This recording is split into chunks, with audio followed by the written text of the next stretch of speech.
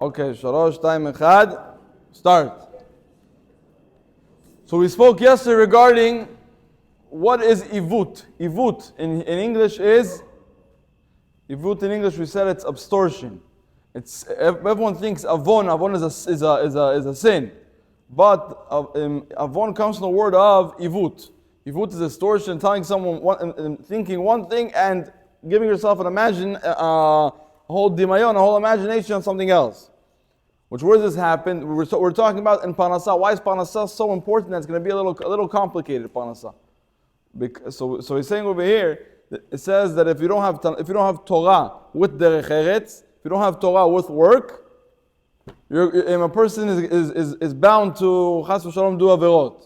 Because you need both of them. You need both to learn Torah and work. Someone that learns Torah all day doesn't work, he's not going to work, he's not going to refine himself in a physical way.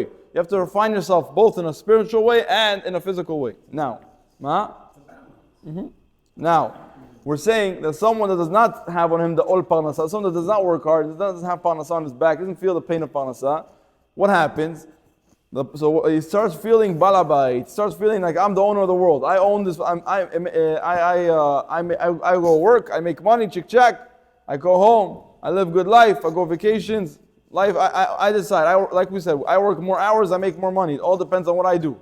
Nothing from an outer source or a higher source. It's me. And when this happens, a person starts pushing off and kicking out God out of his life. Because in the beginning he says, "No, I believe it's all from God, all from God." Then he only tells himself, "It's for me. I worked more hours. I did this. I made this deal because I'm very smart. I'm very successful. I know when to do the right deal." Blah blah blah, and it ends up to be that he's going to speak out to others that he's because of him and not because of the Kadosh Baruch Hu. Now he brings it more, and the hardest thing, the Rabbeinu B'chai ends up and says, like, the hardest thing is. V'ayoter kashe, and the hardest thing is mi she'ifsid et shneim yachad. Someone that does not have lo Torah velo derech eretz u'belacha. Someone that does not have not Torah, it doesn't work. Someone that doesn't work, doesn't have Torah, he's considered in the world as someone that does nothing with his life. Wakes up in 10, stays in bed, watches whatever, then wakes up the next morning, same routine, same stuff. Has next to his bed a bunch of bags of chips. That's it. It has nothing to do with his life. So we say in a person like this, his sikuim, the chances of falling in a spiritual level are much, much greater. That he has to watch himself, because not only working is very important. When a working person has himself busy, and the Yetzirah could try to put different machsomim, different stuff that could hurt in the actual physical world, but your spirituality is still strong. Your physicality, you're still busy. You're a busy person. But someone that's bored all day and not learning Torah and not working, so what is he going to do all day? Chas v'shalom, this thing can bring him to do chataim and to do sins and to fall off the derech much quicker, much faster. Now, to summarize what we spoke in this chapter yesterday and today, that if someone does not have, it says in Chumash Dvarim, v'shamanta, if someone gets fat, what's the word in the pasuk? V'shamant. Yeah, the famous pasuk. That someone that gets fat, what happens? Second, you get a Jewish nation gets fat, feel comfortable, feel very good. They kick and they forget about God. They kick everything off. They say it's all me. So we say, so what's important? How are you supposed to balance it? How is the person supposed to balance himself in life? He's supposed to have what the Mishnah in Pirkei Avot says. The Mishnah in Pirkei Avot, Yafet Talmud Torah im derech eretz. So the person has Talmud Torah, learning Torah with derech eretz. With derech eretz means also work.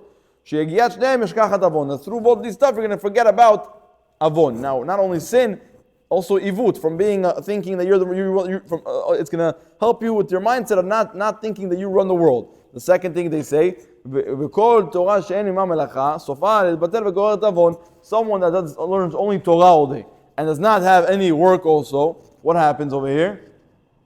Sofa l'goret avon. Doesn't mean avon, a person is going to go sin. He's learning Torah. Hopefully he has yirat shamayim. But what we're talking about over here, shegoreret ivut. He starts thinking he's balabait on the Torah. He's starting to think, I learned so much Torah. I can deciding people what to do. I know what to do. Come get blessed by me. Who are you? A person that does not learn Torah Someone that does not learn Torah and get more Yirat Shamayim from it, someone that learns Torah and doesn't feel more closer to God and doesn't step on people. What does that mean? There's two different people. People that learn Torah and step on people. People that learn Torah and get more Yirat Shamayim. And in a better level to say it, there's people that learn Torah and get Gava. People that learn Torah and they feel, I finished the Shas, I finished all the Masechtot. Of course, you're supposed to have a shifot, you're supposed to have ambitions to finish the Torah as much as possible, not finish, also know it, the Torah. But if you see that if you finish something and you feel, start pumping your chest with air and you start feeling very high and haughty and very bashamayim, you have to check your musar. You have to check where you're holding in bitachon ba'Hashem, in shar bitachon, in musar, in different things in life that could put you head straight with tirat shamayim, the fear of heaven. But someone that learns Torah and through the learning of Torah, he gets more bitul. He feels more nullified to God. The more the Gemara I learn, the more Chassidut, the more Musar that I learn, I feel connected more to God. So what happens over here? What's the truth that happens over here? That's the right way of learning Torah. It says over here, Kol Torah she'en ima melacha. Someone that learns Torah with no melacha, with no work, what happens over here? So far, it's going to the Torah is going to batel, and he's going to think he's so begorer tavon ivut. He's going to think that he's going to have an distortion over here and think that he is running the Torah and running the world. And that's a very common, very dangerous mistake. And next, we could talk about, if we have 2 minutes, we'll start talking about yeshut. What's yeshut? Yeshut is it's a word that's used a lot in Chassidut also, mainly in Chassidut. It comes from the word of yesh. What's yesh? There is, right? Something. Yeshut is something. Sometimes people say to themselves, they did something and, ani asiti, I did it. I did this, I. A lot of people use the word I. There's no problem with using the word I. But sometimes if you use it too much, you can start believing that, you're telling other people to make it sound good. You're starting believing to yourself or behind closed doors. And you can lose the Yirat Shamayim, the fear of God through that. So we're going to talk about this tomorrow. It's very, very beautiful, the way how you shoot. Making yourself feel like something special is not a problem of making yourself feel special we'll see the difference. Tomorrow we'll see the difference. But the idea is making yourself something, but not through something that makes you like a helium balloon and you step on it and everybody else. It's very, very important. The difference also between bitul and anava. Bitul is much greater than anava. Anava is being, we'll talk about this tomorrow.